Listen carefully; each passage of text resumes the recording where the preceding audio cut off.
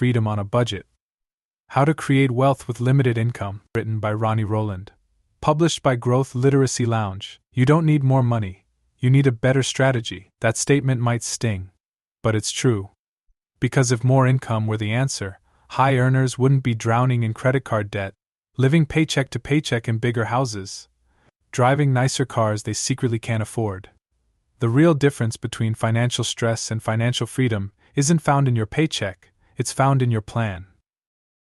This book was written for those who've been told to just make more money, as if wealth is only for the lucky, the privileged, or the naturally gifted. It's for those who work hard, budget tight, and still wonder why financial peace feels so far away.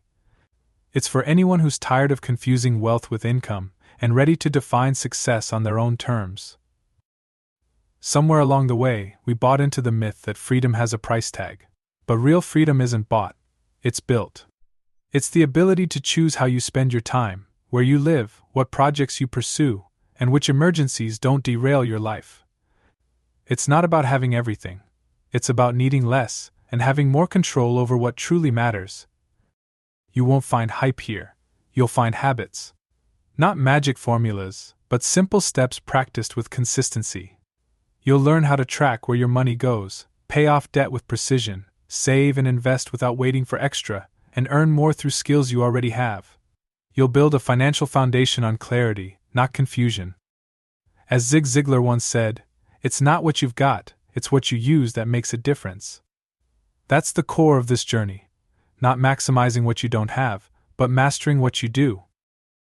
If you've ever believed wealth wasn't for you, because of your job, your background, or your bank balance, this book is your challenge and your roadmap. It's proof that even on a limited income, you can create real, lasting freedom. The journey starts here, not with more money, but with more intention. Let's build a life that doesn't wait for someday. Let's build freedom, on a budget. Chapter 1. Define freedom before you chase it. Imagine boarding a train with no destination. The ride might be scenic, but sooner or later, you'll wonder where you're going and why you're on it. That's how most people approach money. They earn, spend, save a little if they can, and hope someday it leads to wealth. But wealth isn't a directionless journey. It's a destination.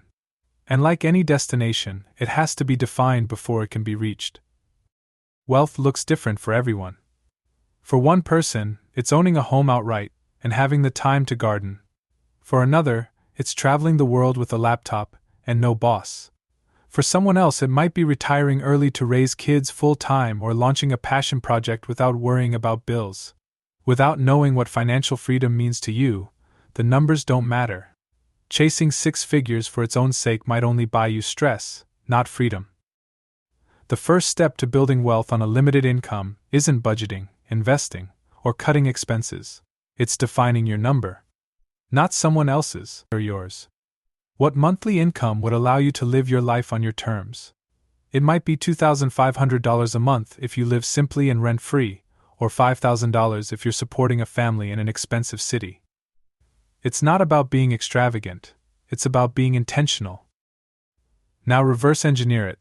Let's say your number is $3,500 a month in financial freedom. That doesn't mean you need to make $3,500 today. It means that's your aim, what it would take to be free from financial worry, job dependency, or debt obligations. It might come from a mix of sources: part-time work, rental income, small business profits, or dividends from long-term investments. But without this target, your efforts scatter. With it, your actions align. Without clarity, it's easy to chase someone else's version of success. Social media screams that real wealth means luxury cars, designer vacations, and million-dollar homes. But if those things don't actually matter to you, you'll trade your time and sanity for things you don't even want. Defining your freedom means reclaiming control. It's saying, this is what I need, and this is what I don't. When you're on a limited income, clarity is even more crucial. Every dollar has weight. Every decision has consequences. Without a clear goal, it's easy to waste money on short-term comforts that sabotage long-term progress. But when you define your freedom number, even small steps gain purpose. Saving $10 isn't just being frugal, it's fueling your freedom. This is also where motivation shifts. Budgeting doesn't feel like a restriction, It feels like alignment. Sacrifices make sense, choices become easier. That's the power of a defined destination. It makes every step forward feel meaningful. It turns random effort into focused strategy. Defining financial freedom doesn't guarantee an easy path, but it gives you a compass. When the journey gets hard, and it will, you'll know why you started. When choices get tough, you'll know what matters most. And when progress feels slow, you'll see it's not about speed but direction. Don't skip this step. Write your number down. Describe your ideal lifestyle in clear terms. How much would it cost per month? What kind of work, if any, would you want to do? Where would you live? What would you stop doing? And what would you start? The clearer your answer, the faster your path. Now that you've defined what freedom looks like, it's time to find out what's standing in the way and how to take control. You must define what financial freedom means to you before you can build toward it. Your number should reflect your values, not society's expectations. Clarity turns scattered effort into focused, meaningful progress. What does financial freedom truly look like for you? Not in theory, but in real, daily life? Write down your freedom number and the lifestyle it represents. Keep it visible. Chapter 2. The high cost of not knowing where your money goes. A dripping faucet doesn't flood the kitchen overnight. It wastes water silently, slowly, until the bill tells the truth. That's how money works when it's untracked. You think it's fine, until it's not. And by then you've spent more than you realized, saved less than you hoped, and made decisions based on guesswork instead of facts. Most people don't need a raise. They need visibility. They need to see the truth about where their money actually goes, not where they think it goes. The $4 here, the $15 there, the streaming services on autopilot, the subscriptions never used. These are the slow leaks that sabotage even the most modest financial goals. Without awareness, every dollar has the power to disappear. There's a reason companies invest in accounting systems, not to be restrictive, but to be informed. Households need the same. But somewhere along the line, tracking money got confused with being obsessive or controlling. In reality, it's the opposite. Tracking is about clarity, not control. It's the flashlight in a dark room. It reveals the truth so you can act with intention. For someone on a limited income, this isn't optional, it's essential. When there's little room for error, awareness becomes your greatest asset. Knowing where every dollar is going allows you to direct it with purpose. Otherwise, you're steering a ship with your eyes closed, hoping you'll somehow end up on the right shore. Start with 30 days. Write down every transaction, no matter how small. You can use a notebook, a spreadsheet, or a free app. The method doesn't matter. The truth does. And once you see it, don't judge it, just observe. Awareness is the first win, change comes next. Patterns will emerge. Maybe food delivery is eating your savings. Maybe recurring subscriptions are quietly draining your account. Or maybe you're not spending too much at all, but you're not allocating intentionally. Whatever the result, this is power. You can't fix what you can't see, and you won't fix what you refuse to confront. You might be surprised how much peace comes from knowing. Ignorance feels easier in the short term, but it creates anxiety in the long run. Awareness removes the guesswork. It gives you real numbers to work with, real options to choose from. And sometimes, just the act of tracking causes behavior to shift.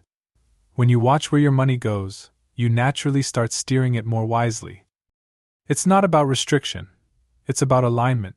If you say family time matters most, but half your budget is going to convenience food and impulse buys, something's misaligned. Tracking your spending holds up a mirror. It invites honesty. And that honesty becomes the foundation of your financial plan. Even the simple act of categorizing expenses can spark insight. Fixed costs, like rent and utilities, are predictable. Variable ones, like dining out, entertainment, or impulse shopping, are flexible. That's where change happens. That's where progress begins. When you identify the flexible expenses that no longer serve your goals, you free up resources to build wealth, no matter how small they seem. It's tempting to skip this step, especially if the numbers feel discouraging. But hiding from your finances won't protect your future. Facing them will. It gives you a starting line. And once you have that, you can run the race intentionally. Next, we'll take that awareness and channel it into a plan, a budget. but not the kind that makes you feel punished, one that sets you free. Tracking your spending reveals truth, not restriction. Awareness is the first and most essential step to change. You can't improve what you don't measure. Where is your money actually going each month, and how does that align with what matters most to you? Track every dollar you spend for the next 30 days. No judgment, just awareness. Chapter 3. Budgeting without deprivation. Picture a roadmap with no street names, no compass, and no markers. That's life without a budget. You may be moving, but not necessarily in the right direction. A budget isn't about limits, it's about guidance. It's how you take control of your money before it takes control of you. When done right, a budget doesn't shrink your life, it expands your freedom. Most people avoid budgeting because it feels like punishment. They imagine a spreadsheet of doom, cutting out every coffee, every joy, every moment of spontaneity. But that view misses the point. A good budget isn't about saying no to everything, it's about saying yes to what truly matters. When you decide where your money goes, you reclaim the power to shape your life on purpose. Budgeting is especially powerful for those on a limited income. When there's little room for error, every dollar becomes a decision. Without a plan, those decisions are made by impulse, habit, or convenience. A budget flips that. It hands you the pen and says, you choose. And with that choice comes freedom, not restriction. There are different approaches to budgeting, and the best one is the one you'll actually stick with. The zero-based budget assigns every dollar a job, down to the last cent. The 50-30-20 model splits income into needs, wants, and savings. The envelope method uses cash to physically limit spending in each category. There's no one-size-fits-all. The right system is the one that works for your life, your habits, and your goals. What matters most is consistency and clarity. Know your fixed expenses, things like rent, utilities, and transportation. Then define your flexible spending, like groceries, dining out, and entertainment. Finally, build in savings and debt repayment, even if the amounts feel small. The act of including them builds the habit. Over time, those small steps become your strongest foundation. Flexibility is key, especially with irregular income. For freelancers, part-time workers, or gig earners, budgeting by percentages can help. Instead of fixed dollar amounts, allocate percentages, say, 60% to essentials, 20% to savings, 10% to debt, and 10% to personal spending. Adjust as income fluctuates, but stick to the framework. Emotionally, budgeting can feel heavy. It forces honesty. It reveals patterns. It confronts choices. But it also empowers. There's a unique confidence that comes from knowing where you stand and making decisions from a place of clarity, not chaos. When you budget with intention, guilt fades and purpose grows. Build in room for joy. A budget with no breathing room is a budget that dies quickly. Allocate a small amount for something that matters to you, a weekly coffee, a movie night, a book fund. This isn't indulgence. It's sustainability. When your budget reflects your values, you're more likely to stick with it, and sticking with it is how results compound. Budgeting isn't just about money, it's about alignment. When your spending matches your values, you feel less stress and more control. You start to see money as a tool, not a trap, and even if income doesn't increase right away, your peace of mind will. With a clear budget in place, you now have a structure to build from. The next step? Tackling the enemy of progress, debt. A budget is a tool for freedom, not restriction. The best budgeting system is the one you'll consistently use. Including room for joy makes your budget sustainable. Does your current spending reflect your true priorities, or just your habits? Choose one budgeting method and apply it for the next 30 days. Track, adjust, and reflect. Chapter 4. Crush debt with a vengeance. Debt is a thief. It steals your income, your options, and your peace of mind. It turns future paychecks into past purchases and keeps you tethered to obligations you no longer benefit from.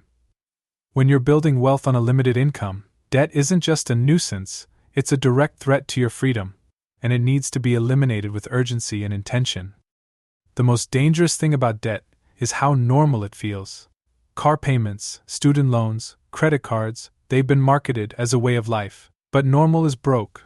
Normal is stressed. Normal is a cycle that never ends. If freedom is the goal, debt must become the enemy, not in theory, in practice. That means every extra dollar, every bonus, every side hustle, every refund, until debt is gone, it's war. There are two primary strategies to attack debt: the snowball method and the avalanche method. The snowball focuses on momentum. You pay off the smallest debt first, regardless of interest rate, then roll that payment into the next smallest, and so on. The avalanche focuses on math. You pay off the debt with the highest interest rate first, saving more over time. Both work. What matters most is choosing the one you'll stay committed to. Behavioral research often supports the snowball method. Why? Because wins motivate. Paying off a small debt quickly feels like progress, and that momentum builds belief. Belief fuels consistency, and consistency crushes debt. So even if the avalanche saves more on paper, the snowball can win in real life. The best method is the one that keeps you going. But debt payoff isn't just about technique, it's about mindset. You have to stop seeing debt as something you'll always have. That belief keeps people stuck for decades. Debt is not inevitable. It's reversible. But it takes discipline. It takes sacrifice. It takes a plan. And most of all, it takes action, daily, small, consistent action. For those with variable income, debt payoff can feel unpredictable. The key is to define a baseline, your minimum payment, and then set tiers. When income is higher, move to the next tier and make extra payments. When income dips, stick to the baseline. This keeps the plan moving without creating panic or pressure. In some cases, negotiation is possible. Credit card companies, medical providers, and lenders may offer reduced rates, hardship programs, or lump sum settlements. These options often go unused because people don't ask. But asking is free, and even a small reduction in interest or terms can accelerate your progress. There's also a mental battle that comes with debt. Shame, regret, frustration, they're common, but they're not helpful. What matters isn't how you got into debt. What matters is that you're getting out. Forgive your past mistakes. Focus on your present actions, and fight for your future freedom.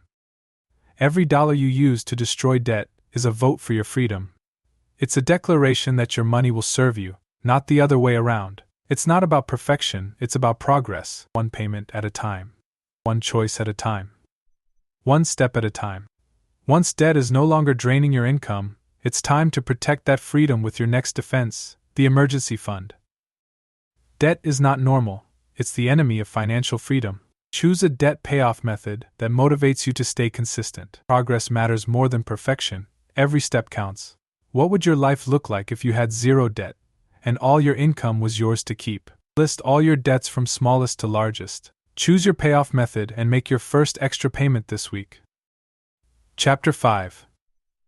Build an emergency fund that keeps you safe. It doesn't take a crisis to wreck your finances. Sometimes, all it takes is a flat tire, a medical bill, or a week of missed work. When you're living on a limited income, unexpected expenses don't just hurt, they can derail your entire plan. That's why an emergency fund isn't a luxury. It's a necessity.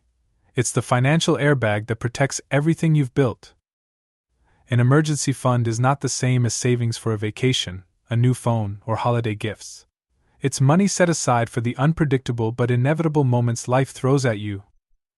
The goal is to create a cushion between you and crisis. It's not about being paranoid, it's about being prepared.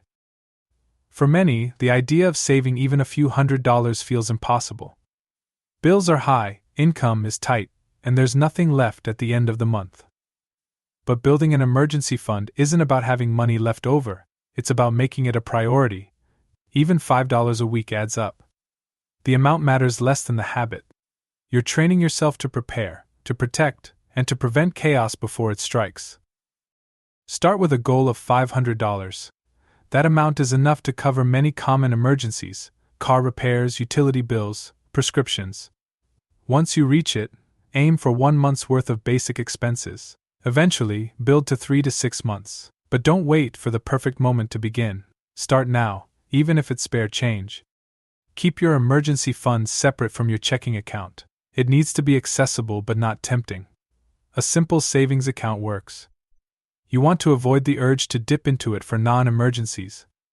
This money should feel sacred, not for wants, not for whims, but for real need. And when that need comes, you'll be glad you planned ahead. The psychological benefit of an emergency fund is just as powerful as the financial one. It gives you breathing room. It reduces anxiety. It shifts your mindset from survival to security. When something unexpected happens, and it will, you'll have options. You won't have to turn to credit cards, payday loans, or borrowing from friends. You'll solve the problem with confidence, not panic. Building an emergency fund also changes how you approach other goals. When your foundation is secure, you can invest with more confidence. You can make career moves without fear. You can say yes to opportunities and no to desperation.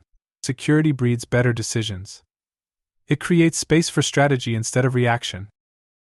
If you're struggling to find money to save, look at your variable expenses. Can you pause a subscription? Cook more meals at home? Sell unused items? Every small step counts. And once you've made the decision to save, automate it. Set up an automatic transfer, even if it's tiny. Automation removes friction. It turns intention into action without relying on willpower. An emergency fund won't make you rich, but it will keep you from sliding backward. It's the buffer that allows forward motion. Without it, every setback becomes a crisis. With it, even a storm can be weathered with calm. Now that you've built your financial safety net, it's time to plant seeds that will grow. Let's talk about investing, even if it's just $10 at a time. An emergency fund protects your progress and reduces financial stress. Start small. Consistency is more important than size. Automate savings to build momentum and security.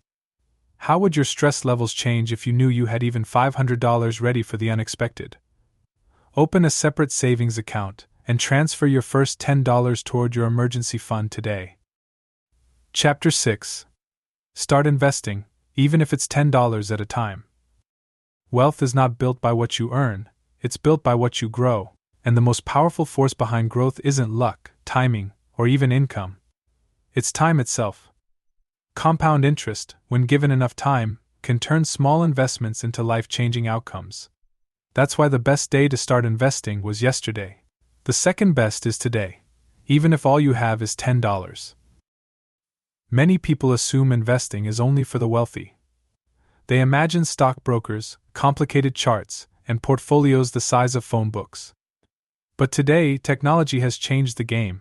With just a smartphone and a few dollars, you can begin. More importantly, you must begin. Because the cost of waiting is higher than the cost of starting small. The math is simple but powerful. A single investment of $10 growing at 8% annually becomes $21 in 9 years. Not impressive, until you realize that multiplying that habit weekly or monthly, over decades, leads to real freedom. Time turns trickles into rivers. And starting early matters far more than starting big. Fear often keeps people out of the market. Fear of risk, of not knowing enough, of making a mistake. But not investing is also a risk, a guaranteed loss to inflation, opportunity, and time. You don't need to master Wall Street to begin. Start with what's proven. Index funds, retirement accounts, automated contributions. Simplicity beats complexity when consistency is in your favor. A Roth IRA is a powerful starting point. It allows your investments to grow tax-free and be withdrawn tax-free in retirement. You can contribute up to a set annual limit, and many platforms allow automatic monthly deposits as low as $10 or $25. If your income is limited now, the tax-free benefit later becomes even more valuable. Another easy entry point is through employer-sponsored retirement plans.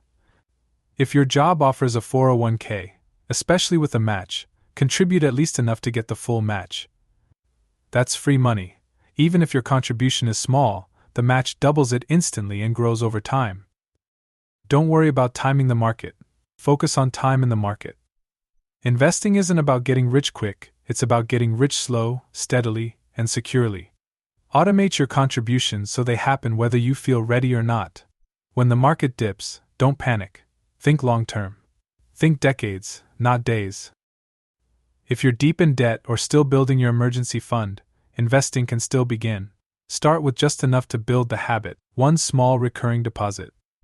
Think of it like planting a seed, not harvesting a crop. The act of starting reshapes your identity. You're no longer just surviving, you're growing.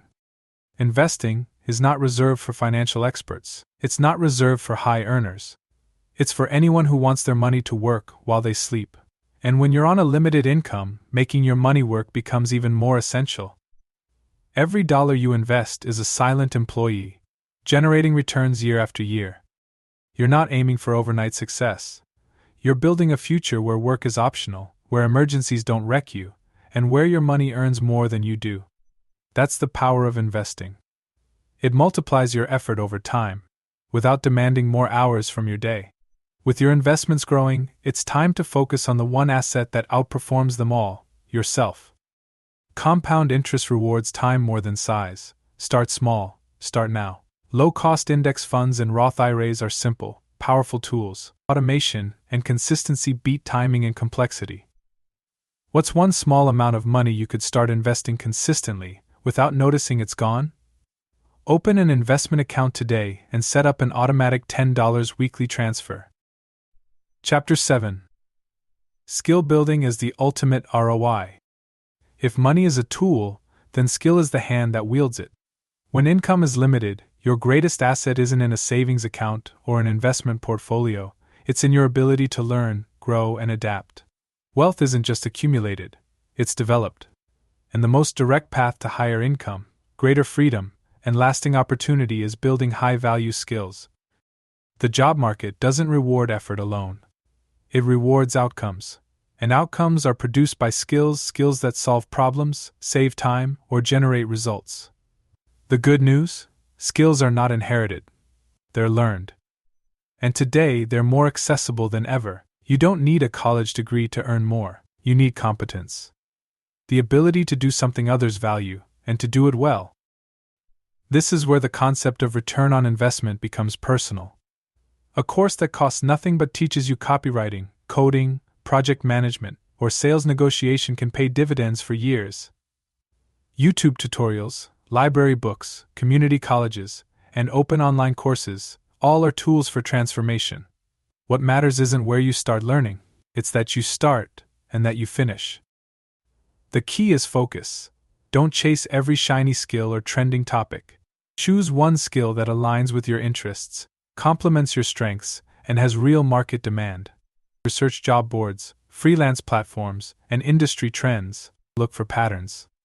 What problems do businesses need solved? What services do people pay for repeatedly? That's where your next opportunity lives. Once you've chosen a skill, commit to the process. Learning isn't passive. Set aside time each week, practice deliberately. Build small projects, volunteer to help others in exchange for experience. Feedback and repetition are your accelerators. You don't need perfection. You need progress. For example, learning basic graphic design could turn into paid gigs creating logos or social media content. Picking up digital marketing might lead to managing campaigns for local businesses. Customer service, bookkeeping, web design, transcription, video editing, these are all skills that can be learned affordably and monetized flexibly. As your competence grows, so does your confidence. You'll begin to see yourself not as someone trapped by income, but as someone actively expanding their options. Options are a form of wealth. They give you bargaining power, career leverage, and the ability to pivot when needed. That freedom is earned through mastery. Don't underestimate the power of small wins. The first client, the first freelance job, the first compliment on your work, these moments build momentum. And momentum creates identity. You become someone who builds value, who solves problems, who earns because they've grown. Skill building also teaches discipline, resilience, and problem solving, traits that pay off far beyond income. You'll start to approach challenges differently. Instead of saying, "I can't afford that," you'll ask, "What can I learn to create more value?" That shift is foundational. It turns limitations into leverage. Learning a skill isn't just about making more money, it's about taking ownership of your potential. It's a declaration that your current income isn't your ceiling, it's just your starting point. And while investing $10 in a fund can grow over the years, investing 10 hours in a skill can change your income next month. Now that you've begun developing your most important asset, it's time to let systems do the heavy lifting. Automation turns your discipline into momentum.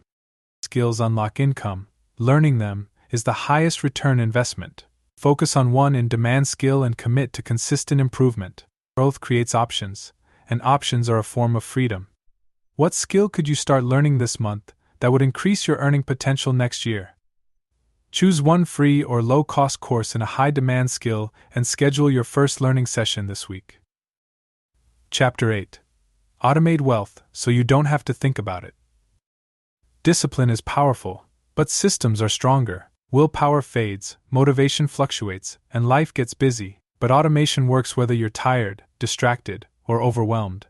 It's the financial autopilot that turns your best intentions into consistent action. When you automate wealth building, you stop depending on perfect behavior and start building real results. Every time you make a financial decision, you face friction. Should you save this money or spend it? Should you invest or wait? Should you pay down debt or enjoy a little extra breathing room? These decisions require energy. Over time, they wear you down. Automation eliminates the decision. It locks in your goals and lets your system carry the weight. Start with the basics. Automate your savings. Set up a recurring transfer from your checking account to your emergency fund the same day you get paid. Even $10 a week adds up. The key is timing. Send the money before you see it, before it tempts you, and before you can justify spending it elsewhere. Do the same with investing. If you've opened a Roth IRA or investment account, set up automatic contributions. Many platforms allow you to invest as little as $25 a month. Choose a date, set the amount, and let it run.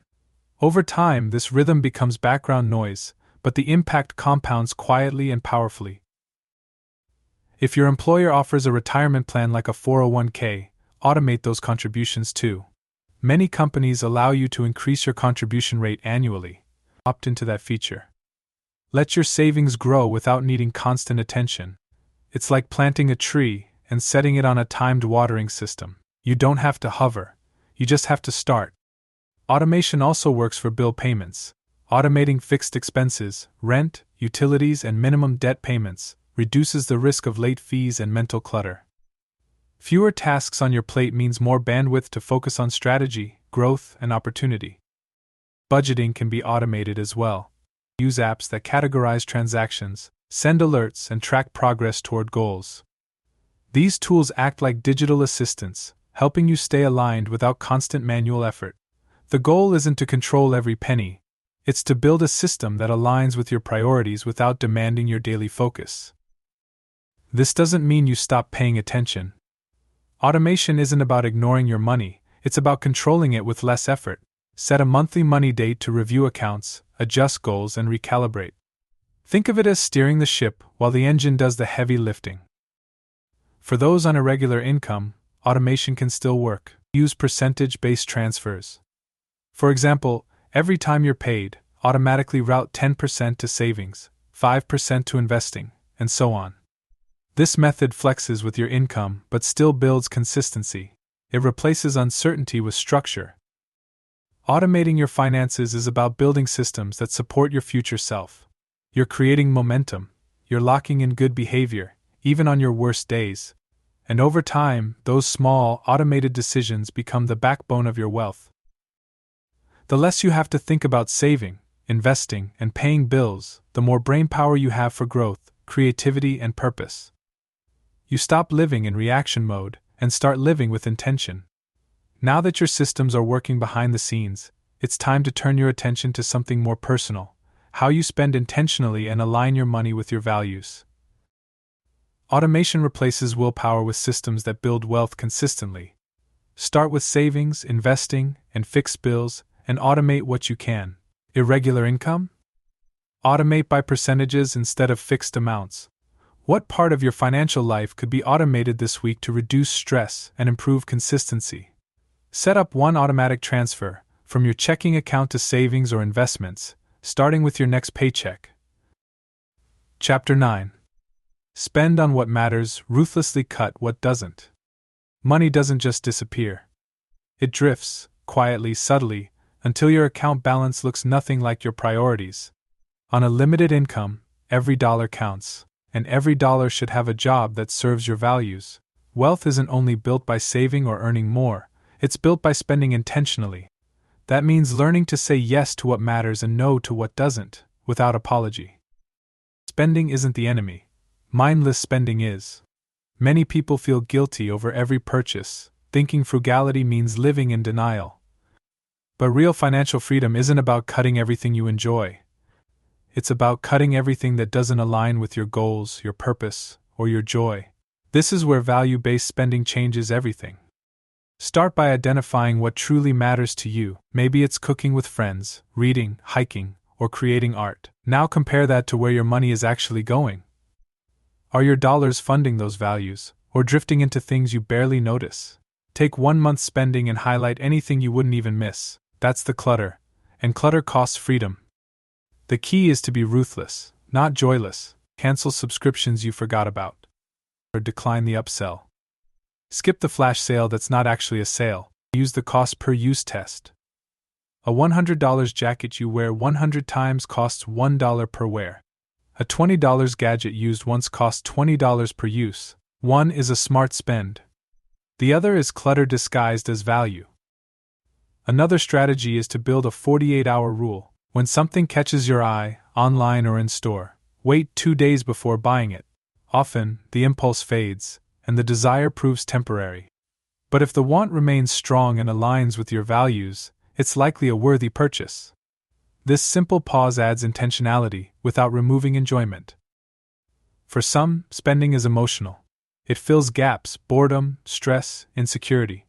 Recognizing this pattern is essential. Instead of shaming yourself, replace the habit. Find free ways to meet those emotional needs. Take a walk. Call a friend. Create something. When spending becomes mindful, it stops being reactive. Frugality, when practiced with purpose, becomes a superpower. It trains you to see clearly, to resist distraction, and to prioritize long-term gain over short-term thrill. It doesn't mean avoiding fun. It means defining fun for yourself, and refusing to outsource that definition to ads, trends, or peer pressure. On the flip side, give yourself permission to spend on what lights you up. If quality coffee matters to you, include it in the budget. If travel restores your soul, save for it. Deprivation doesn't lead to discipline, alignment does. When your spending reflects your values, guilt fades, and satisfaction grows. This isn't a one-time exercise. It's an ongoing refinement. As life changes, so will your priorities. Review your spending every month. Ask, did this reflect who I am and where I want to go? If the answer is no, adjust. If the answer is yes, reinforce the habit. Over time, this clarity creates room to save, to invest, to rest. It frees up financial and mental space. You'll no longer wonder where your money went. You'll know exactly what it did, and that confidence creates momentum. Now that your spending reflects your values, the next step is to expand your income, without sacrificing your soul in the process. Spending intentionally means aligning money with what truly matters to you. Cut financial clutter ruthlessly, but preserve joy-filled expenses without guilt. Regular review and small adjustments keep your spending aligned and efficient. Which recent purchase brought you real value, and which one didn't? Review last month's expenses. Highlight 3 things to eliminate and 1 thing to increase based on your values. Chapter 10. Side hustles that don't suck your soul. Not all income is created equal. Some paychecks drain your energy faster than they fill your bank account. That's why side income isn't just about making more, it's about making better. On a limited budget, side hustles can accelerate your path to freedom. But they should serve your life, not consume it. The goal isn't burnout, it's leverage. Many side hustles promise quick money. Ride sharing, food delivery, online surveys, they pay, but often at the cost of time, energy, and wear and tear. They can be a good short-term bridge, but they rarely offer long-term growth. If you want a side hustle that builds true wealth, aim for something scalable, skill-based, or aligned with your interests. Start by evaluating your current assets. What skills do you already have? What hobbies could be monetized? Can you write, design, tutor, repair, organize, or teach? What do people ask you for help with? These are clues. Value is found at the intersection of your skill and someone else's need. When you find that, you find income that feels natural. Next, consider your time and energy. A good side hustle should complement your life, not compete with it. If you work full-time, late night or weekend options might fit best. If you're a stay-at-home parent, flexible, project-based work may be ideal. Avoid anything that creates chronic stress or robs you of rest. Time is a limited currency, spend it wisely. Online platforms offer access to side hustle opportunities with low barriers to entry. Sites like Fiverr, Upwork, Etsy, and TaskRabbit allow you to test ideas quickly. You can offer services, sell products, or complete micro tasks. Start small.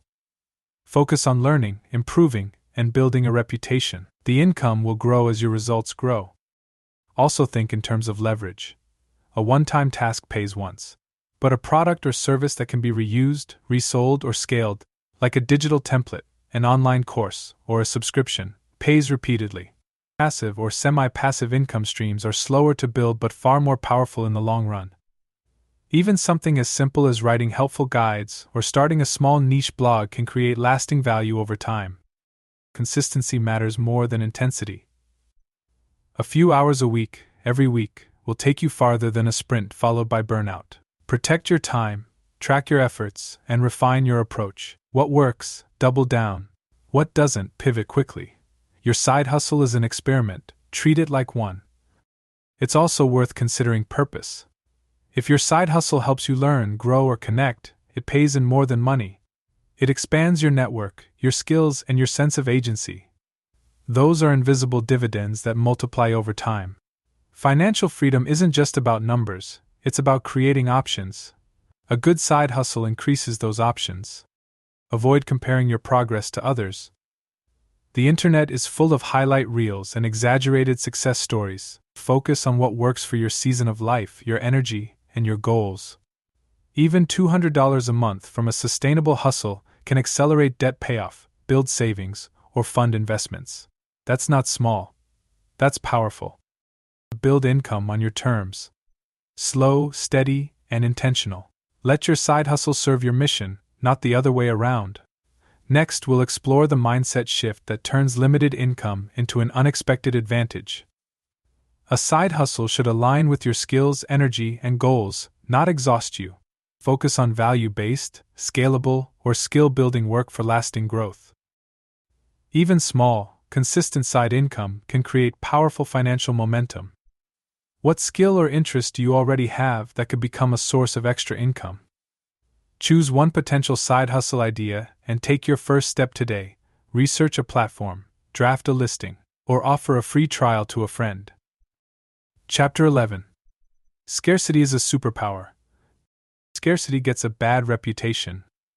It's often seen as weakness, a limitation to overcome or escape. But scarcity, when approached with the right mindset, becomes a forge. It shapes clarity, creativity, and grit. People who build wealth on limited income don't just learn to survive, they gain strengths that high earners often overlook. Scarcity, used wisely, is a superpower. When money is tight, every choice matters. There's no room for autopilot. You learn to be intentional with spending, to separate wants from needs, to stretch every resource. This pressure creates focus. And focus is rare in a world full of noise. The habits formed under constraint, tracking, budgeting, prioritizing, build a financial foundation far stronger than those based on abundance without discipline. Scarcity forces creativity. It demands alternatives. Can't afford new furniture? You learn to flip old pieces or find deals others ignore. Can't eat out every week? You master cooking with flair on a tight budget. Limited funds often lead to resourcefulness, problem solving, and resilience that no amount of money can buy. These skills don't disappear when income rises, they become multipliers. Consider people who grew up with little but went on to build financial freedom. Their stories often share the same elements: strong habits, disciplined spending, creative thinking, and a long-term mindset. They learned not to waste. They appreciated value, and they didn't depend on a windfall to save them. They made small steps work. High earners who never learn these lessons can find themselves stuck in golden cages. They earn more but spend just as fast. They chase status, inflate lifestyles, and often feel just as trapped as someone earning far less. Income alone doesn't create wealth, habits do. And scarcity, when respected, forges some of the best ones. There's also a deeper strength that scarcity builds: gratitude. When you've had to fight for every inch, you learn to appreciate progress. A paid-off bill feels like a win. A $500 emergency fund feels like security. This gratitude creates motivation. It grounds your goals in real life, not fantasy, and it makes every milestone more meaningful. Scarcity also clarifies what truly matters. You stop chasing excess and start protecting essentials: health, relationships, time, purpose. You learn to say no more easily. You stop caring what others think of your choices, because you know what works for you. That self-awareness is rare, and it leads to better decisions in every area of life. This isn't about romanticizing hardship. Scarcity can be stressful, but stress can either crush or sharpen. It depends on how you respond. By choosing to see scarcity as a training ground instead of a trap, you reclaim your power. You stop waiting for more income to save you and start using what you have to build what you want. And when your income does increase, and it will, these habits become your advantage. You'll know how to live on less, how to make wise choices, how to resist lifestyle creep. You'll keep the freedom instead of spending it. Because the truth is, people who learn to win with little often handle abundance better than those who start with excess. Scarcity doesn't mean weakness. It means preparation, it means discipline, creativity, and grit, and when those traits meet opportunity, wealth is inevitable. Now that you've sharpened your skills and reframed your limits, it's time to bring everything together into one complete blueprint, your personal formula for financial freedom. Scarcity builds discipline, focus, and creativity, traits that compound over time. The habits learned under constraint become advantages when income grows. Gratitude and clarity forged in scarcity often lead to deeper, lasting wealth. What strength have you developed because of financial limitations, and how can you use it going forward? List 3 habits or mindsets you've developed from living with less that will serve you as your income increases. Take care and be well.